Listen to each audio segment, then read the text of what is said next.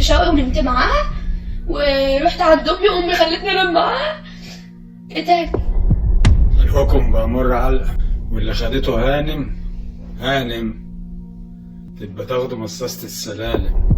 الفيديو اللي هعرضه لحضراتكم من اكتر الفيديوهات مش محتاجه شرح. تخيلوا لما حد يطلع يعترف على نفسه بكل حاجه غلط بيعملها، ولا عقل ولا منطق يصدقها. وعشان كده هنعرض لحضراتكم الفيديو وهنقول لكم وزاره الداخليه المصريه قالت ايه في تعليق على الفيديو، وليه كل الناس متضايقين ومش مصدقين الفيديو ده. وعشان كده لازم ارحب بكم في البدايه. انا يونس محمد ودي حلقه جديده من اللغز.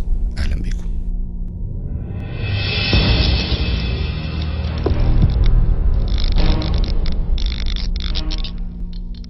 على مدار الساعات اللي فاتت كل الناس على التيك توك اتفاجئت بالفيديو ده. الناس عمالة تقول هو في ست ممكن تطلع تعترف على نفسها بخيانتها لجوزها، باللي هي بتروح تعمل حاجات غلط، وده كله بيحصل ازاي؟ احنا عايزين نعرف الست دي جبروت ازاي كده. وعشان كده تعالوا نشوف الفيديو بالكامل واقول لكم الحكاية. انا عرفت شوقي ونمت معاها ورحت على الدبي وامي خلتني انام معاها. ايه تاني؟ كنتوا بتروحوا ازاي؟ كان بيرن عليا. مين اللي كان بيرن عليا؟ شوقي كان بيرن عليا وبيقول لي تعالى. لما بيروح عند امك؟ ها؟ كنتوا بتتواصلوا ازاي؟ ايوه. لا امال لا بتاع التوك توك كان بيرن عليك ازاي؟ عشان ما كانش بيرن، هو كان بيكلم بتاع التوك توك، بتاع التوك توك يكلمني ليه؟ عشان اقابله. يعني بتاع التوك توك احمد؟ ايوه. اللي كان بيتواصل انتوا بتتواصلوا ببعض؟ اه. هو كان بيبعت فوق لا ما كانش لسه بيبقى راح. اما انت بتروح الاول ولا هو؟ لا كان بيشوف الاول يتاكد ان انا هروح ولا لا. يعني لو اتاكد ان انت رحتي يروح؟ لا ان انا هروح ولا لا. ماشي، لو عارف ان انت هتروحي خلاص رايح. اه. كنت بتطلع تلاقيه انت، هو يطلع يلاقيكي كده يعني، صح؟ صح؟ وكانت الدنيا بتدور ازاي بقى؟ هو اللي بيدور. كان بيديكي كام؟ كان بيديكي كام؟ ها؟ كان بيديكي كام؟ كان بيديكي كام؟ 500 جنيه. ايه؟ 500 جنيه. كان بيديكي كام؟ 500. غير الايس اللي بيبعت يجيبه كده، صح؟ انجازي غير الايس واللي كان بيبعت. ما كانش يبقى انا اللي بجيب كل حاجه. هو كان بيدفع حقها؟ ايوه. كان بيدفع كام حق كام؟ شفت مثلا؟ يا واحدة. كان بيدفع كام؟ حرام عليك. كان بيدفع كام؟ الحكم بأمر علقة واللي خدته هانم تبقى تاخده مصاصة السلالم. زي ما كنت بدايتك هبقى نهايتك. جنب الحيطة ويركن ترند ان شاء الله شوية. من الواضح والمعروف واللي مش مستاهل توضيح، الست دي تحت التهديد. الست دي واضح عليها علامات التعذيب. الست دي شافت كل ألوان الضرب والإهانة عشان تطلع بالفيديو ده. وده كله عشان إيه؟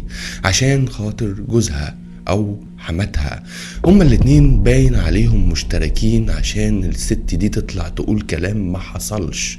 الست دي أنا متأكد بنسبة 100% زي ما أنا بكلم حضراتكم دلوقتي مظلومة جدا، وما عملتش كل الكلام ده، لكنها بتمر بظلم والقهر عشان تطلع بفيديو زي ده. مش هي اللي تطلع، تتصور فيديو زي ده ويطلع لقدامكم ويخلي الدنيا كلها يشوف مراته بالشكل ده. ليه؟ عشان ده واحد ولا عنده دين ولا عنده اخلاق ولا عنده اصل ولا عنده اي حاجة، مجرد ذكر موجود في البطاقة. لكن لو انت راجل بجد شوف الايام اللي جاية هيحصل فيك ايه، عشان كل الناس هتتحد وتقف مع الست دي، وكل الدولة المصرية هيجيبوا لها حقها وهيقبضوا عليك وهيبان وهتعترف اللي انت اجبرتها تقول كلام ما حصلش.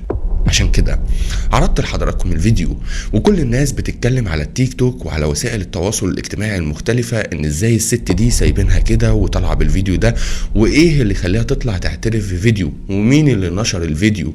دي كلها مجموعة اسئلة مباحة ومتاحة لكن اللي احنا طالبينه من حضراتكم كل واحد يشترك معانا ويكتب في التعليقات عايزين حق الست دي في اسرع وقت. ومن جانبها وزارة الداخلية المصرية اعلنت ان هي فحصت الفيديو وتم اتخاذ الاجراءات لضبط المتورطين في الفيديو. هيجيبوا الست دي ويسمعوا منها واللي واضح عليها علامات التعذيب وكمان الخوف وهي بتصور الفيديو، وهيجيبوا جوزها وهيجيبوا حماتها، وهيبتدوا بقى الشلة الجميلة دي يعملوا لهم المحضر، والنيابة تبتدي تحقق عشان حقها يرجع. وده اللي احنا عايزينه واللي احنا مقتنعين بيه وطالعين مع حضراتكم عشانه. اي ظلم الواحد بيتعرض له ربنا بيجيب له حقه، سواء المدة طالت قصرت حقك هيرجع. لكن خليك على يقين ان ربنا عمره ما يسيبك، وربنا اسمه العدل، ومن عدل ربنا ان يشوفه يطبق في الارض قدام عينينا. وبإذن الله قريب حق الست دي هيرجع قريب جدا. السلام عليكم.